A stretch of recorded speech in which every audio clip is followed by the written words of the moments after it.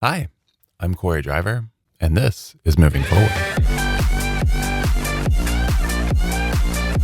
So this week we are in Deuteronomy 26, Romans 10, and Luke 4, and we're talking about the need for repetition. So my father-in-law just retired again, and we had a great party for him where we got to hear about not just the details of his career, but his life and growing up and why he went into the field he did and how he thought about it and his education, and seeing the through lines of a lot of his life and what has shaped him into the amazing person that he is. And I enjoyed it so much. And I was thinking, how often do I have the chance to hear repetition of memories and stories and how they shape people? The answer is actually all the time, because, we have the Bible. And there is a book dedicated to the repetition of stories and things that we have already known, and it's Deuteronomy. It is a collection of speeches that reflect on Israel's past and plan for Israel's future. The lectionary texts this week reflect on the importance of Deuteronomy and the reflections therein, and further reflects on the importance of repeating what we already know. So look, if you're not all the way bought into how great Deuteronomy is, I understand there are some people, but let me try to sell it to you. First, in the gospel reading for this week, Jesus quotes Deuteronomy. Yes, Deuteronomy 3 times. Humans shall not live on bread alone. Deuteronomy 8:3. Worship the Lord your God and serve him only. Deuteronomy 6:13. Do not put the Lord your God to the test. Deuteronomy 6:16. When the devil uses money, power, fame, and psalms to tempt Jesus, Jesus responds with Bible. And the Bible that Jesus responds with is Deuteronomy. But Jesus isn't the only one quoting Deuteronomy. When Paul is looking for support that Jesus is present and active and available, he turns directly to Deuteronomy 30. And he cites verses 12 through 14 to say that the word is not up in heaven, that it should be unattainable or beneath the depths that somebody should have to get it and bring it to the people, but it is in your mouth and in your heart. By the time many of you watch this, we will have just entered the season of Lent. And what is the season of Lent but a preparation to tell the best story we got? To say, look, you've heard this a time or two before, but we want to tell you how Jesus experienced abandonment, arrest, torture, execution, and resurrection. Jesus died for sinners to show us the ways of life. And we'll tell that story as often as we can because we know deep down that repetition of our stories is essential. So then, as we turn to Deuteronomy itself, I hope you're bought in. The reading for this week, it will come as no surprise, is about repeating words. In instructions for a first fruit festival that will come to be Shavuot or Pentecost, all Israelites were to bring the first fruits of their wheat and their fruit.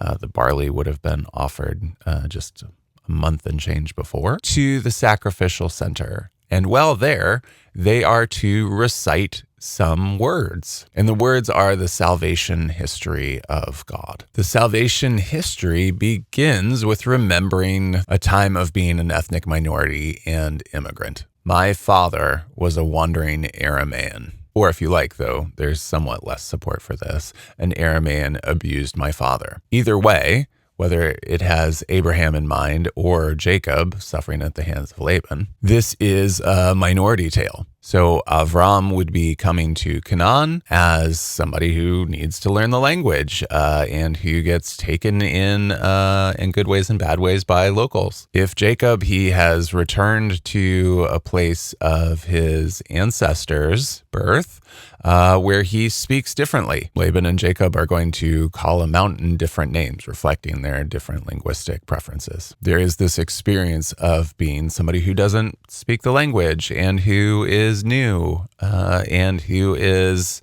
alone. After a time, the Israelites go down to Egypt. At first, general prosperity, but then Pharaoh and others become suspicious, though no fault of the Israelites. They do grow great in number, and Pharaoh and his courtiers become suspicious and say, "Let us deal shrewdly with them, otherwise they will join an imagined enemy." The wicked Pharaoh of Exodus is suspicious of immigrants without cause. And God rescues the Israelites and those who side with them from slavery as genocide. And remember, the slavery was instituted to have the Israelites make fewer children, right? The goal is population reduction, not just the slavery. Finally, after centuries of experiencing discrimination, landlessness, and displacement, God brings the chosen people to the promised land and settles them therein, and says, "You're going to bring sacrifices 3 times a year." But this is not the end of the story. After remembering and reciting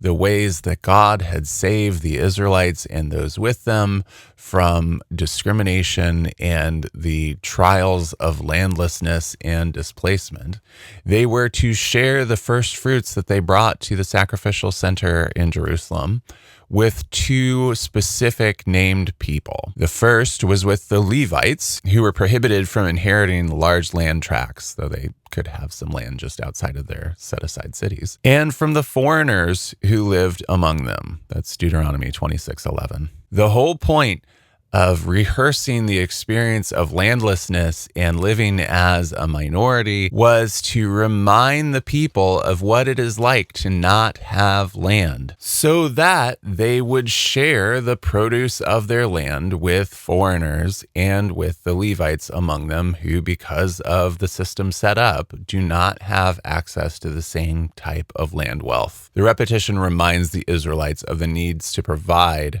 for those who are in worse situations, and especially for the foreigners who have come to live with them. Holidays and holy days are designed to remind us of specific things and to inculcate in humans a certain mood or feeling. Thanksgiving is for gratitude. Christmas is to remember Jesus' birth. Lent is to help folks prepare for celebrating Resurrection Day and to get our hearts ready to mark Jesus' death that leads to life. Deuteronomy sets up Shavuot, Pentecost, as a first fruit celebration to remind the Israelites how God had saved them and to help them remember that they experienced landlessness. And so they should take care of people in real time who are experiencing landlessness. That which God did for you and you're grateful for, do for other people. Redemptive empathy for folks who are suffering in the present time, what ancestors suffered in the past, is the whole point of repeating the story. What does this mean? Jesus, Paul, Moses all thought repeating the stories that are found in Deuteronomy were super important for shaping the people. Repetition is necessary because we forget all too easily and all too quickly. The Israelites need to be reminded. We need to be reminded that suffering, abuse, and injustice in the past should not make us want to say, well, we survived it, you should too, but instead should help us practice love and welcome to foreigners in our midst. Christians will, of course, recognize themes of ingathering in the Shavuot Pentecost setup. Although it is the beginning of Lent, we need this Pentecost reminder, maybe now more than ever. The work of the people of God is always welcoming the foreigner, because we were, as Gentile Christians, once foreign to God's family, but we have been welcomed in. We get to pass that welcome along. Let us be grateful for the reminders to be who we are and to practice the love that we've been given first. Thanks be to God. Amen.